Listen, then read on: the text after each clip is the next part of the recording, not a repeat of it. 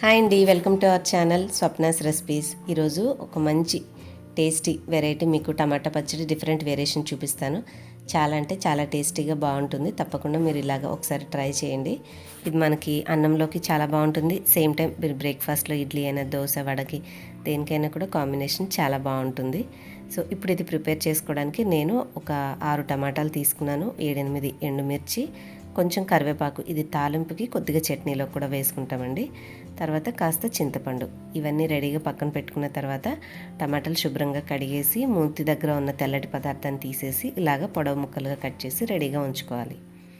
So టమాటాలన్నీ cut చేసుకోవడం అయిపోయింది కదండి. బాండీ పెట్టుకొని 1 స్పూన్ ఆయిల్ వేసుకొని దాంట్లో మనం ఇందాక శుభ్రంగా చేసుకున్నటువంటి ఎండుమిర్చి ముందుగా కొంచెం కట్ చేసి వేసుకోవాలి. ఒక 10 సెకండ్లు అలాగ జస్ట్ ఆయిల్లో అవి వేడెక్కగానే ఫ్రై చేసేయంగానే వెంటనే మనం కట్ చేసుకున్న టమాటాలు అనేవి ఈ ముక్కలకి మనం కలిపేసుకోవాలి.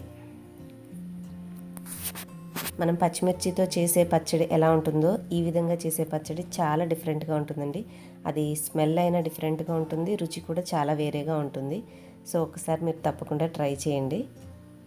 ఇప్పుడు ఒకసారి ముక్కలన్నీ కూడా ఈ విధంగా కలుపుకున్నాక ఇందులో కొంచెం పసుపు, అలాగే ఎప్పుడు వేసుకునే చింతపండు కంటే కూడా మరికొంత ఒక 2 రెమ్మలు ఎక్కువ వేసుకోవాలండి. కడిగేసేసి దీని మీద పెట్టుకొని మూత పెట్టేసి సిమ్లో ఒక 3-5 నిమిషాలు ఉంచుకున్నామంటే మనకి టమాటాలో ఉన్న నీటితోనే చక్కగా మగ్గిపోతుంది.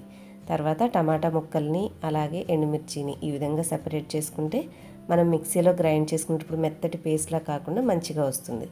ఇప్పుడు దీంట్లో కొన్ని వెల్లుల్లి రెబ్బలు, కొంచెం జీలకర్ర, కొద్దిగా కరివేపాకు, కొంత ఉప్పు సరిపడా చూసుకుని రాక్ సాల్ట్ తీసుకున్నానండి ఇక్కడ నేను. సో అది వేసేసుకోవాలి.